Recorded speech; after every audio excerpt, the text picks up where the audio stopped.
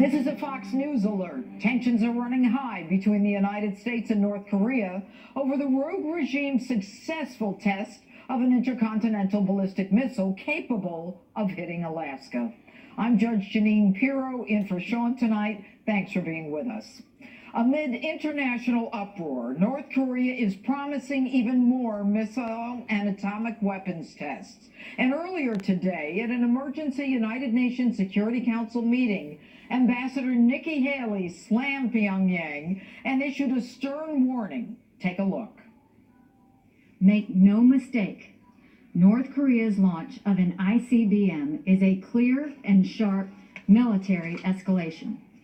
The North Korean regime openly states that its missiles are intended to deliver nuclear weapons to strike cities in the United States, South Korea, and Japan. And now it has greater capacity to do so. In truth, it is not only the United States and our allies that are threatened.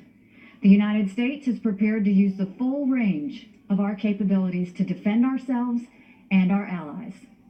One of our capabilities lies with our considerable military forces. We will use them if we must, but we prefer not to have to go in that direction. Joining us with a reaction is Deputy Assistant to the President, Dr. Sebastian Gorka. Doctor, thanks for being with us. You just heard Nikki Haley, military action. We will use it if we must. What does the administration plan to do? The administration will use whatever tools and instruments the president deems necessary based on the advice of his principals and General McMaster, because the ambassador is absolutely correct, Judge.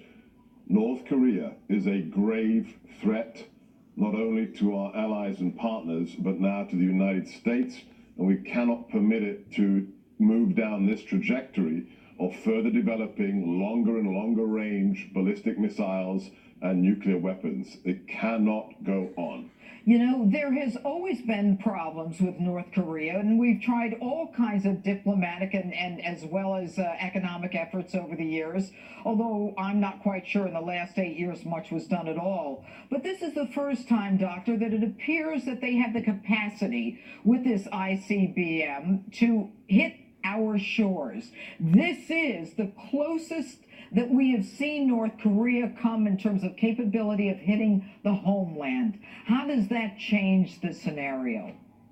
Well, it changes the scenario by clearly demonstrating to us that they have no intention of standing by the international treaties and the international regulations on ballistic missile testing and weapons of mass destruction. But let's not get carried away here. If you use the phrase from the Cold War, the correlation of forces, then North Korea, compared to our capabilities, is not a threat. It can hurt us, but America is not just a superpower, Judge. We are a hyperpower. Nobody comes close to our capabilities. What it looks like is happening now is their attempt to destabilize the region, to make our friends nervous, and potentially to blackmail the Western community. We won't stand for any of that. Well, it's clear that we are the superpower with the best military capabilities. But, Doctor, at the same time, I have not heard anyone say that some kind of military attack by us or some effort to stop North Korea will not have implications to Seoul. 10 million people who will be subject to catastrophic losses in the event that we send something over there that they'll have time to react to. Right, but everything changed on January the 20th.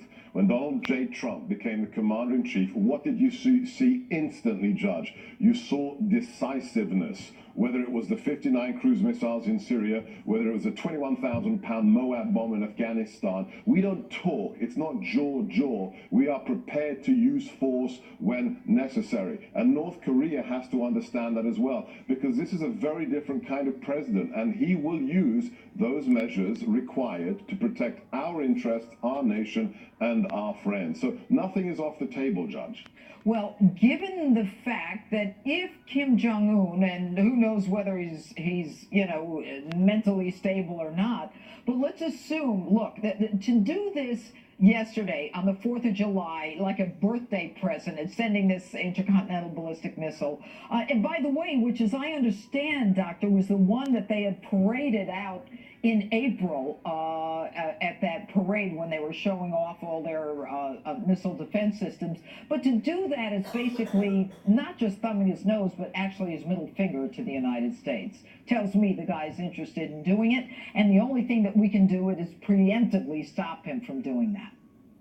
Nothing has changed. They may be trying to send a message to their neighbors, to the countries of the region.